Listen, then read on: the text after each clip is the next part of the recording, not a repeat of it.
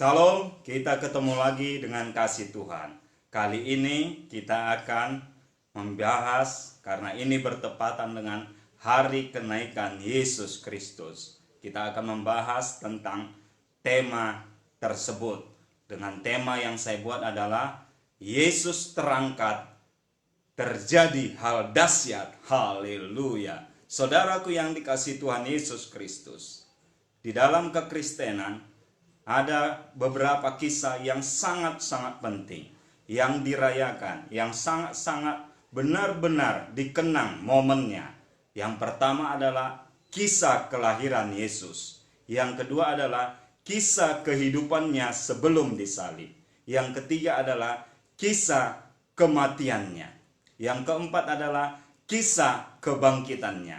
Dan yang kelima adalah kisah bangkit. Dan yang keenam adalah kisah kehidupan, kisah kenaikannya. Dan yang ketujuh adalah kisah kedatangannya yang kedua kali. Dan yang kita bahas kali ini adalah kisah kenaikan Yesus. Haleluya. Saudaraku yang dikasihi Tuhan, sebelum lebih jauh kita membahasnya, kita akan membaca firman Tuhan yang terambil dari Kisah Rasul pasal yang pertama, mulai ayat 5 sampai ayat yang ke-11. Saya akan bacakan. Maka bertanyalah mereka yang berkumpul di situ, Tuhan, maukah engkau pada masa ini memulihkan kerajaan bagi Israel? Jawabnya, engkau tidak perlu mengetahui masa dan waktu yang ditetapkan Bapa sendiri menurut kuasanya. Tetapi kamu akan menerima kuasa kalau Roh Kudus turun ke atas kamu. Dan kamu akan menjadi saksiku di Yerusalem dan di seluruh Yudea dan Samaria dan sampai ke ujung bumi. Sesudah ia mengatakan demikian, terangkatlah ia disaksikan oleh mereka. Dari awan menutupinya dari pandangan mereka. Ketika mereka sedang menatap ke langit, waktu ia naik itu, tiba-tiba berdirilah dua orang yang berpakaian putih dekat mereka dan berkata kepada mereka, hai orang-orang Galilea, mengapakah kamu berdiri melihat ke langit?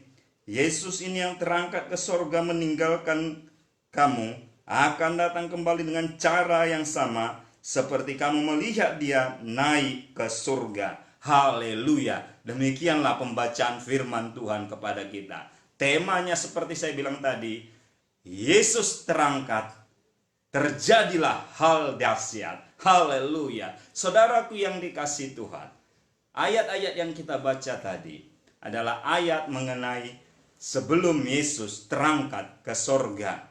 Sebelum Yesus terangkat, murid-muridnya bertanya, maukah engkau memulihkan kerajaan bagi Israel?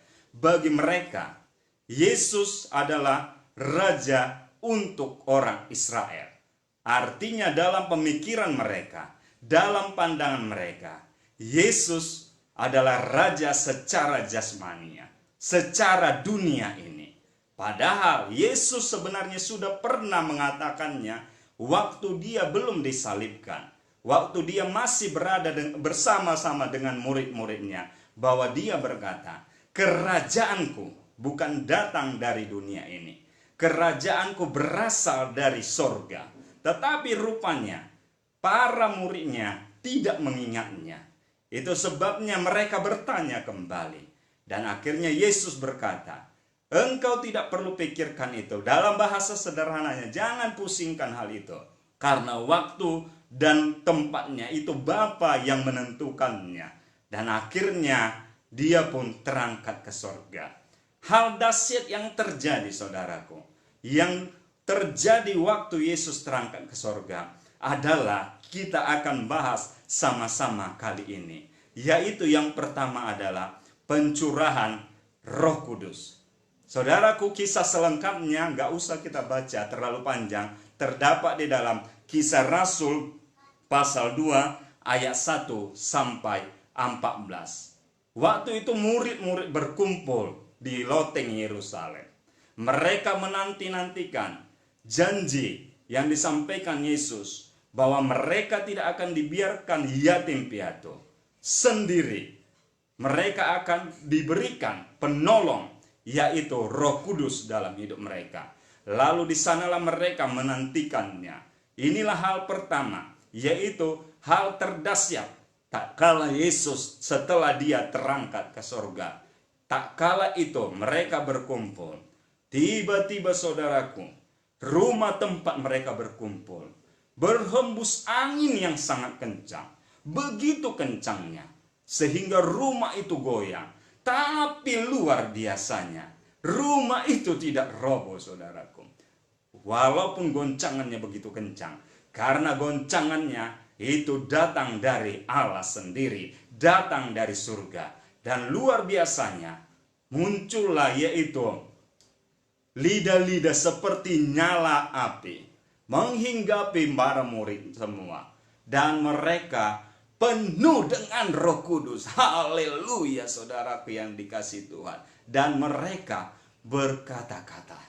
Disinilah hal yang terdahsyat pertama, yaitu tak kala terjadi pencurahan Roh Kudus. Ini sangat-sangat luar biasa. Kejadian ini tercatat hanya sekali di dalam Alkitab, yaitu di dalam Kisah Rasul pasal 2 ayat 1 sampai 14. Tidak ada kejadian yang begitu fenomenal seperti ini, yang sangat dahsyat. Jadi, tak kala Yesus terangkat ke surga, hal dahsyat yang pertama adalah Roh Kudus dicurahkan. Yang kedua adalah, saudara yang dikasihi Tuhan, adalah yaitu mereka berbicara bahasa lain. Bahasa lain yang di sini dimaksud adalah pada waktu itu seluruh orang Yahudi dari seluruh dunia berkumpul di Yerusalem. Mereka berkumpul di sana, dan tak kala murid-murid penuh dengan Roh Kudus, mereka mendengar murid-murid itu berkata dalam bahasa-bahasa mereka. Ada yang bahasa orang Yudea, ada orang Pirgia, ada orang Kapadokia, dan banyak lagi orang-orang di sekitar itu. Dan orang-orang ini mendengar murid-murid itu berbicara dengan bahasa mereka. Padahal kita tahu rata-rata murid itu adalah orang-orang Galilea. Artinya mereka hanya memahami bahasa Galilea. Mereka hanya paham yaitu tentang dialek Galilea. Tetapi tak kala Roh Kudus memenuhi mereka, orang-orang di sana mendengar mereka berbahasa-bahasa mereka sendiri, bukan berbahasa Galilea. Luar biasa. Sebagai contoh misalnya, saya suku Batak, saya orang Batak, tetapi Roh Kudus memenuhi saya. Ini contohnya, tiba-tiba saya bisa bahasa Cina, saya bisa bahasa Spanyol, padahal saya sendiri belajar saja tidak bahasa Cina, saya sendiri belajar saja tidak bahasa Spanyol. Tapi karena Roh Kudus yang sudah memenuhi, itu luar biasa, membuat saya bisa paham bahasa tersebut. Itulah yang terjadi. Yang kedua, kedahsyatan tak kala Yesus terangkat ke sorga. Luar biasa saudaraku, terpujilah nama Tuhan. Dan yang ketiga adalah, kita akan perhatikan 3.000 orang bertobat. Coba kita baca dulu Kisah Para Rasul 2 ayat 41. Orang-orang yang menerima perkataannya itu memberi diri dibaptis, dan pada hari itu jumlah mereka bertambah kira-kira 3.000 jiwa. Haleluya saudaraku yang dikasihi Tuhan. Bertambah orang yang percaya kepada Tuhan 3.000 jiwa. Inilah hal terdahsyat yang ketiga setelah Yesus terangkat ke sorga. Ini kejadian yang sangat-sangat dahsyat, belum pernah terjadi sebelumnya. Tetapi memang sesudahnya pernah saya baca kisah kalau tidak salah sekitar tahun 2016-an di Pakistan, memang pernah terjadi kegerakan rohani yang begitu dahsyat, yaitu lebih kurang 10.000 jiwa datang percaya kepada Yesus. Jadi memang itu bisa terjadi kalau Roh Kudus sudah tercurah. Luar biasa saudaraku. Dan tidak sampai di situ saja saudara yang dikasih Tuhan.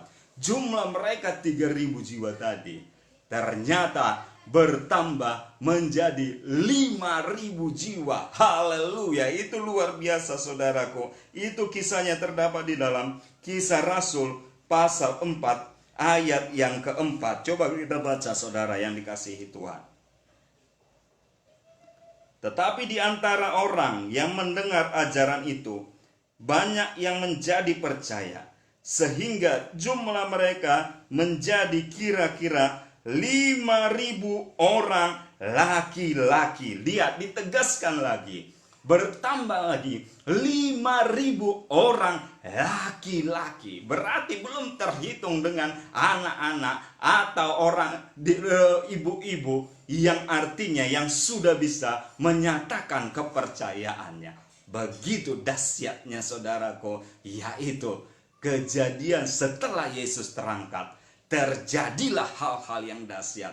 Inilah hal yang dahsyat ketiga yang terjadi saudara yang dikasih Tuhan. Selanjutnya, hal terdahsyat yang keempat yang terjadi adalah banyak kesembuhan yang terjadi saudaraku yang dikasih Tuhan. Kita baca ayatnya di dalam Kisah pasal 5 ayat yang ke-12 sampai ayat yang ke-16. Saya baca mulai ayat yang ke-14 saja.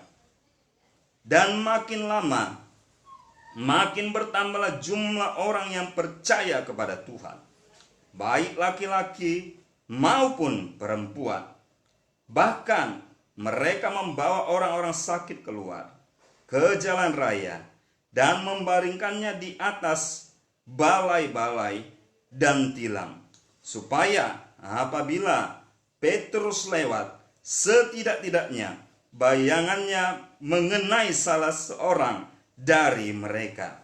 Dan juga orang banyak dari kota-kota di sekitar Yerusalem datang berduyun-duyun serta membawa orang-orang yang sakit dan orang-orang yang diganggu roh jahat, dan mereka semua disembuhkan. Haleluya saudara yang dikasih Tuhan. Luar biasa. Ini adalah hal yang keempat.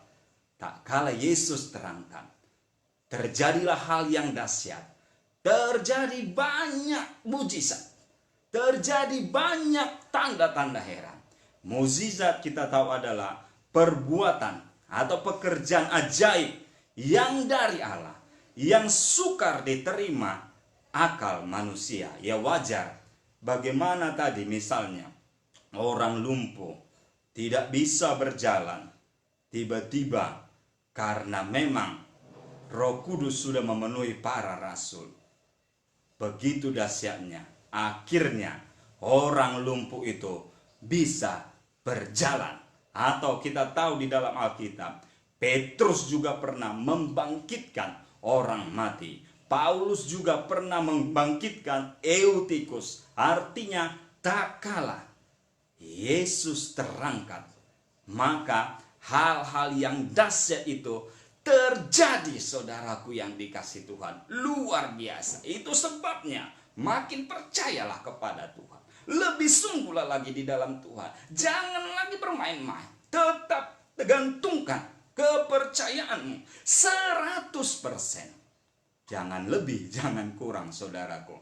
Kalau lebih atau kurang tidak genap. Karena apa? Dia sudah mencurahkan Roh Kudusnya. Dan hal yang dahsyat pasti terjadi. Inilah yang keempat saudaraku.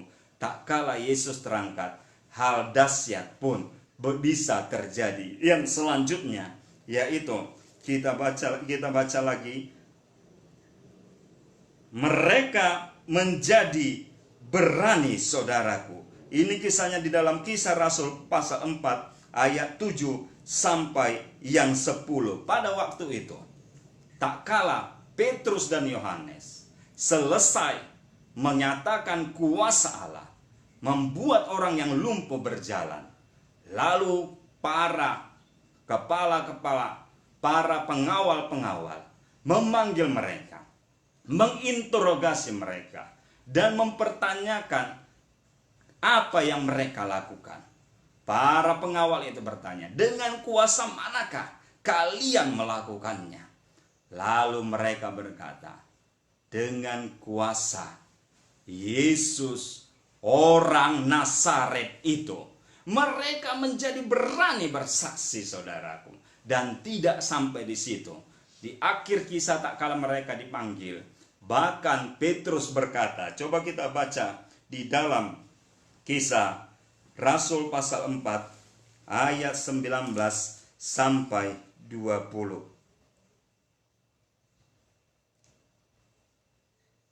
Tetapi Petrus dan Yohanes menjawab mereka, silakan kamu putuskan sendiri, manakah yang benar di hadapan Allah, taat kepada kamu atau taat kepada Allah. Sebab tidak mungkin bagi kami untuk tidak berkata-kata tentang apa yang telah kami lihat dan yang telah kami dengar. Saudaraku yang dikasihi Tuhan, mereka berani memutuskan untuk lebih taat kepada Allah daripada taat kepada manusia, yang mungkin itu artinya tidak ada dampaknya. Memang kita tahu Petrus awalnya, sebelum Roh Kudus memenuhi dia orang yang beromong besar. Banyak kali ceritanya.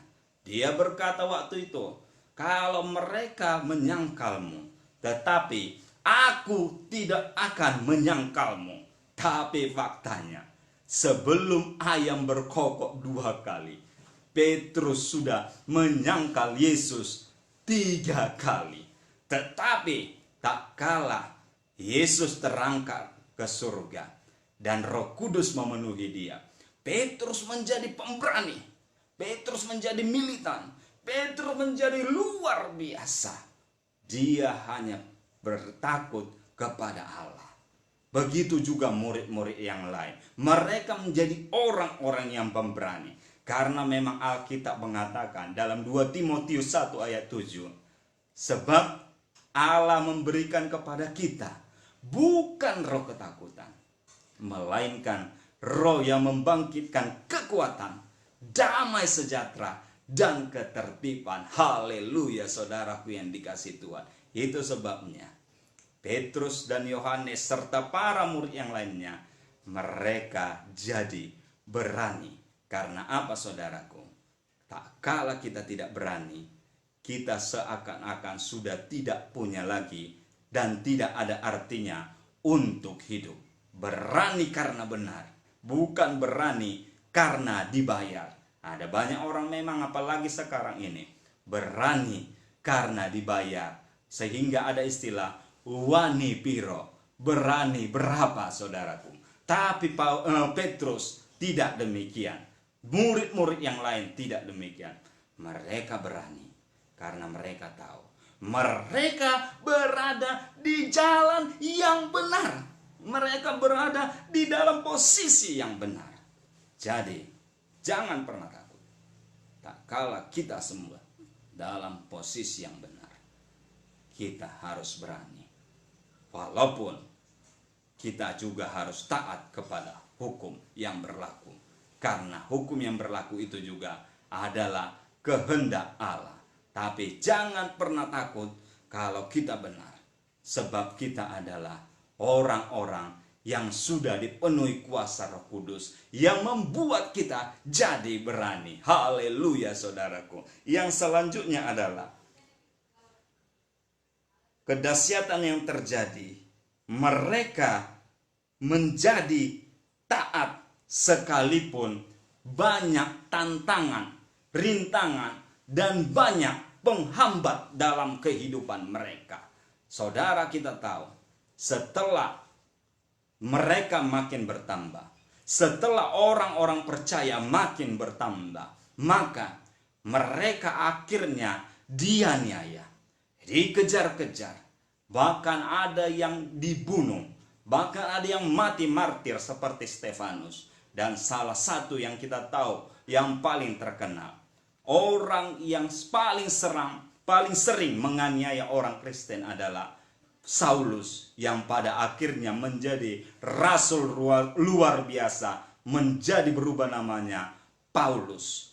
Orang Kristen waktu itu dianiaya, tapi dalam penganiayaan itu, dalam pengejaran itu, dalam penyiksaan itu, mereka bukan mundur imannya, mereka bukan makin tawar hati, mereka malah makin taat, makin sungguh-sungguh kepada Tuhan.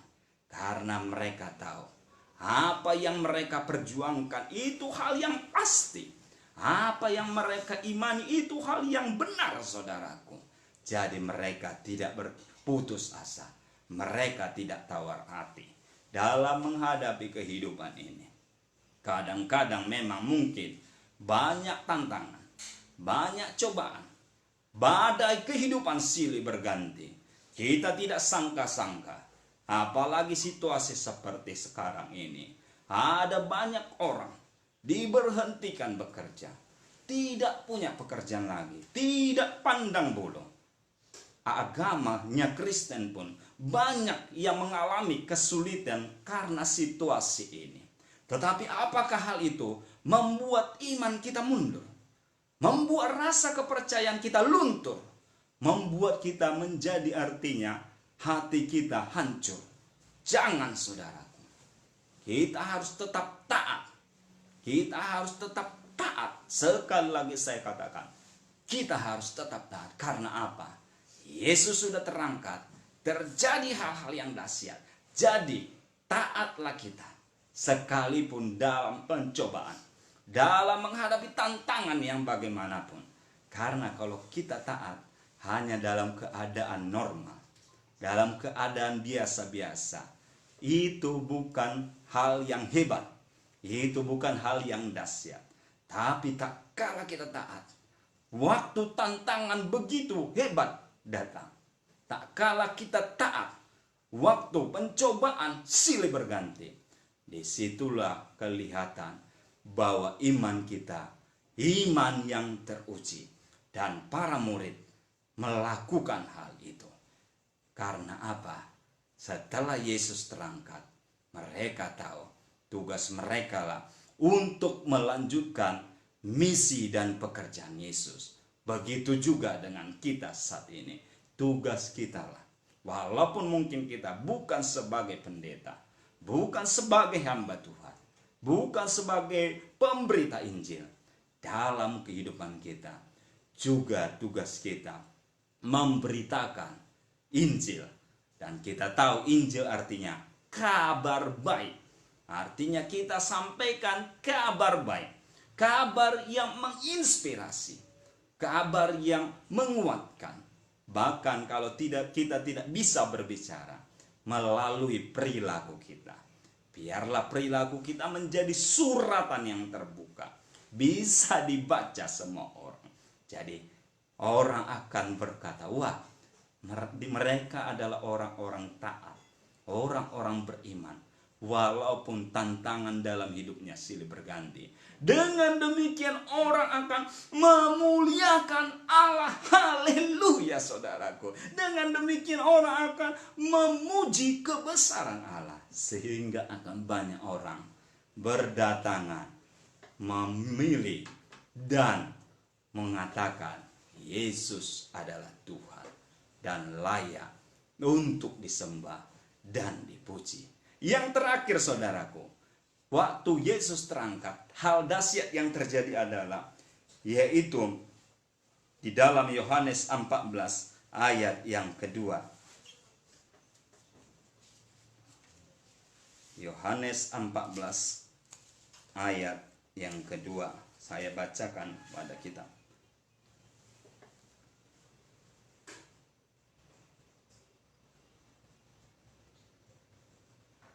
Di rumah Bapakku banyak tempat tinggal.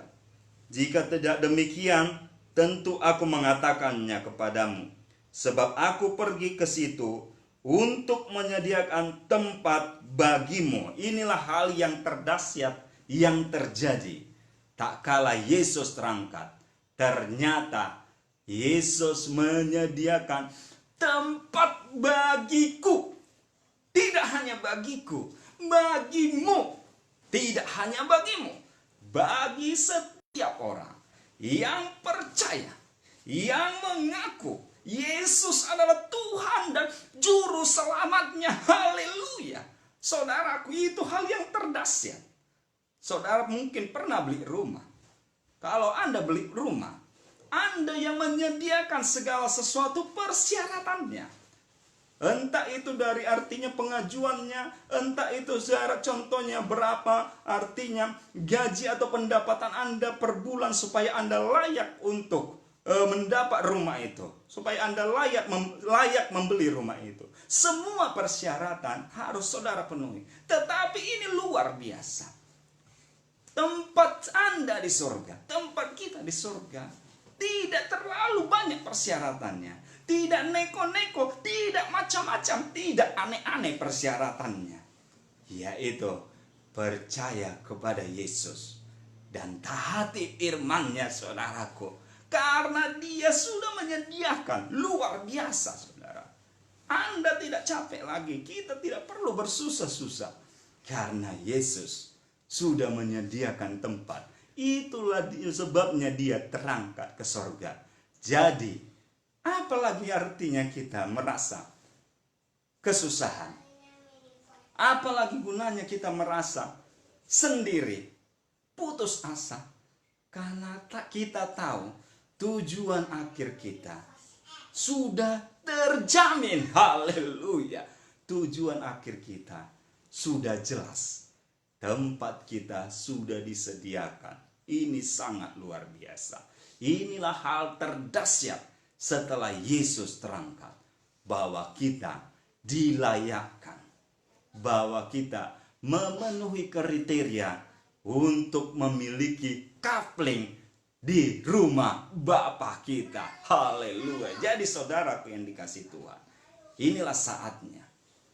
Kalaupun saat ini kita mengalami banyak goncangan, kita mengalami banyak masalah, kita mengalami banyak persoalan, biarlah kita menyadari, tak kala Yesus terangkat ke surga, maka hal-hal yang terjadilah hal-hal yang dahsyat dan para murid mengalaminya. Yakinlah kita juga akan mengalaminya kalau kita percaya sungguh kepada Dia, kepada firman-Nya. Karena apa? Janjinya yang iya dan amin. Haleluya, saudaraku. Jadi biarlah tetap sungguh-sungguh, tetap rajin untuk bersekutu dengan Tuhan dalam situasi apapun. Karena Tuhan itu sudah menganugerahkan hal-hal hebat, hal-hal dahsyat kepada kita. Tinggal kita yang meresponinya, tinggal kita yang menanggapinya.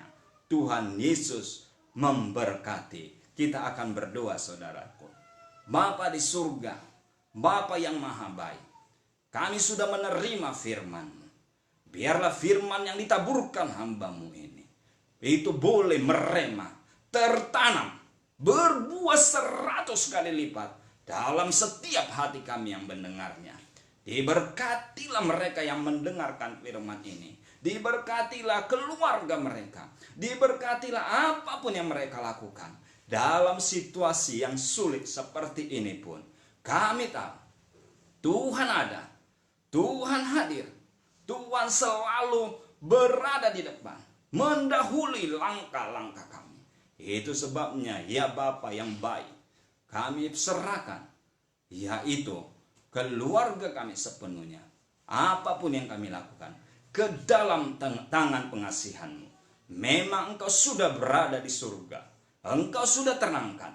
Ternyata Engkau tidak membiarkan kami seorang diri. Engkau memberikan kami penolong, penghibur, yaitu Roh Kudus-Mu. Sehingga dalam situasi apapun, tak kala kami lemah, ada yang menguatkan kami ya Bapa. Tak kala kami susah, ada yang menghiburkan kami. Tak kala kami kecewa, ada yang menolong kami. Bahkan tak kala kami tidak berdaya, ada yang memampukan kami, yaitu kuasa Roh Kudus-Mu. Itu sebabnya ya Bapa, kami mau Engkau terus membimbing kami, menyertai kami di dalam jalan-jalan kehidupan kami, dari hari ini sampai selama-lamanya. Dalam nama Tuhan Yesus Kristus, kami sudah berdoa dan mengucap syukur. Amin. Shalom. Tuhan Yesus memberkati kita semua. Haleluya.